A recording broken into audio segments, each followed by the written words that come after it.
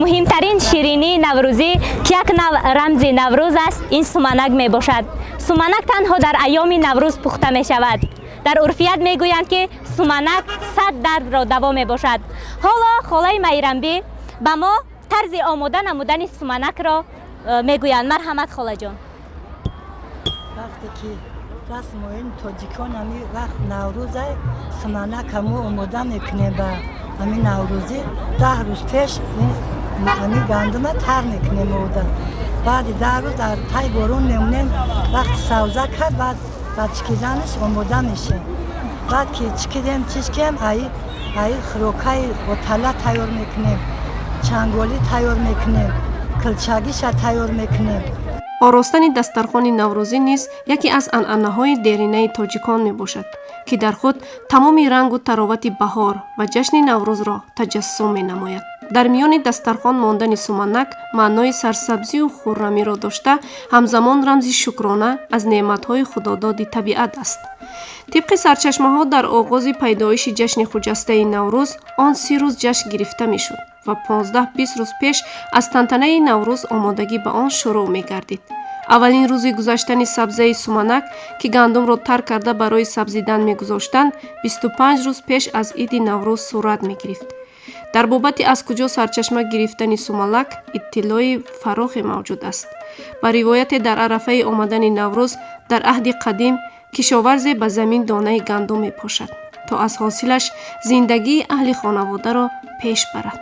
اما اثنای پاشیدن گندم سخت باران میگیرد و کشاورز باقی گندم را کشت کرده نمیتواند. پریشان و آزرده به خانه بر میگردد و از حادثه پیش زنش قصه میکند. چند روز بعد دوباره به سر زمین میرود. گندم های زیر باران مانده سر کشیدند. یک قدری آن را گرفته به خانه میآورد. زنش میچشد که شیرین است. پس همه آن گندم ها را میآورد. شربتش را جبیده میگیرند و از آن سومنک آماده میسازند. بینندگان عزیز، چه خیلی که شاهد گشته ایستاده اید، سومنک در داخل دیگ پخته شده ایستاده است و ما حالا از کدبانو پرسان میشویم که انا همین نمود سومنک را چطور آماده میسازند. این رو ما از سبزه سومنک داریم با غرق مادرهای مهربان میچکن همه کس جمع شده سرود سومنک رو میذاریم. جیره آن را گرفته ما همین کلچک میشوریم. علاوه را تصفان کرده روغن را داغ کرده در روغن سرخ میکنیم. هر کدامش را سرخ کرده میگیریم. باز همین خیلی خوش رو با هم چیندن میگیریم و با این 10-15 محکم غروب پس که هر سینی درون با این به هر میپسد.